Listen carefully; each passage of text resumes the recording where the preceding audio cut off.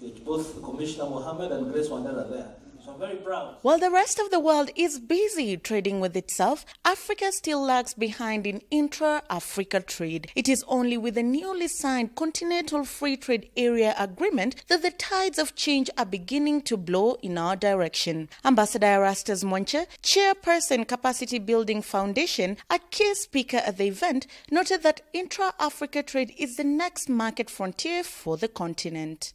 For Africa now, the first thing that we need to do is get together. And I think our leaders are showing the way in the sense that beginning of this year, we've now launched the Continental Free Trade Area. We have given ourselves 1 year to realize it. And once we realize it, we will bring more trade within ourselves. On signing the intra-African trade itself, when it comes into force, an addition of almost $16 billion just by that signature. Then, of course, the dynamics of it. We'll see investment coming. We'll see us processing more of our raw materials and commodities that we export at the moment. And we'll also see bigger employment to the economy. And we'll also see more taxes, which, after all, is what we are talking about here. Sorry, since we only have just... However, as much as intra-Africa trade is being drummed as the next revenue base for the continent, Sachin Gudkar, chairperson Kenya Association of Manufacturers, pointed out that there are a myriad of challenges that continue to dog the continent's trade landscape, thus slowing down or altogether bringing to a halt intra-Africa trade.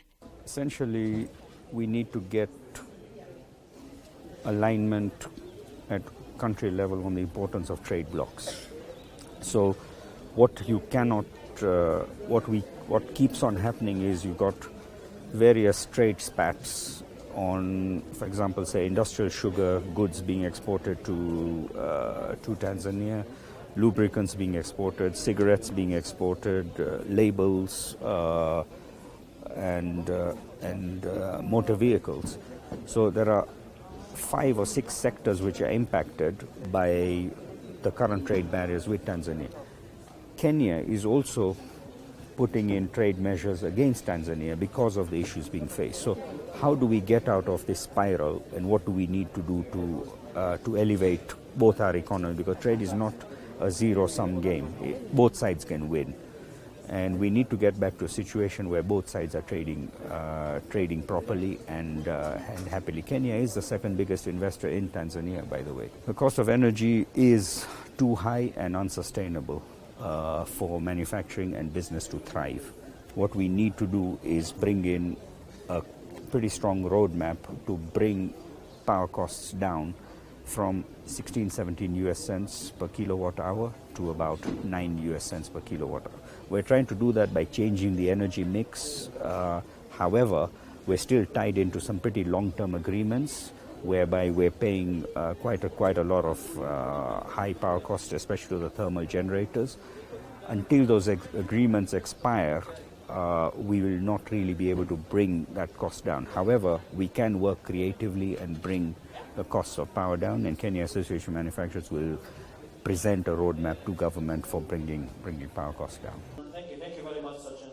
For Africa to fully leverage on the fiscal potential of intra-African trade, Dr. Caesar Mwangi, Chairman Kenya Markets Trust, emphasized that key systems must be streamlined, not just in the country but throughout the continent. Why is Japan so successful in its trade? And as I said, Japan's GDP, at least in 2016, I'm aware it was approximately $5 trillion US, while Africa's GDP was approximately 2.5, half of that.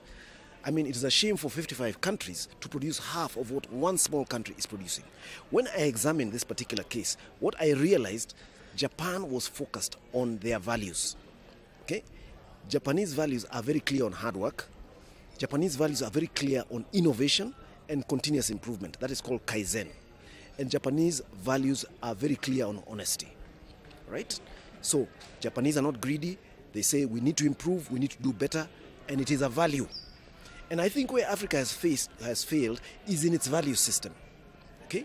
Where Africa has got what I call short-term thinking. Africa has got showmanship at the leadership level and does not have a hard work mentality. It has a deal-making mentality. Dubai is a very small state. It hardly has 2 million people.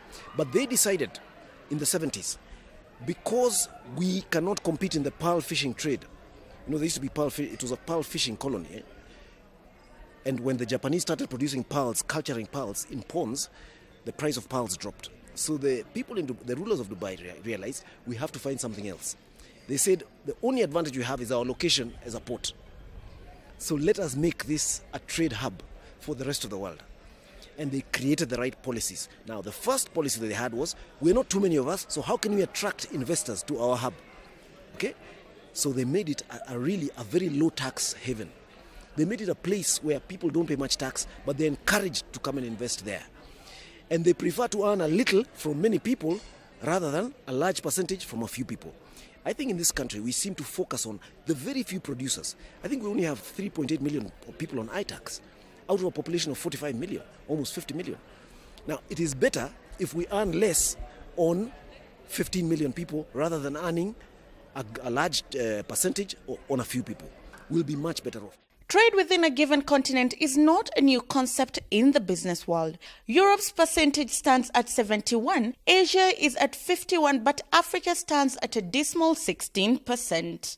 With the continent constantly borrowing more and more and increasing its dependence on foreign aid, the only way out is to trade within itself to expand the revenue base. The owner of KCM 344J, you give the lights out.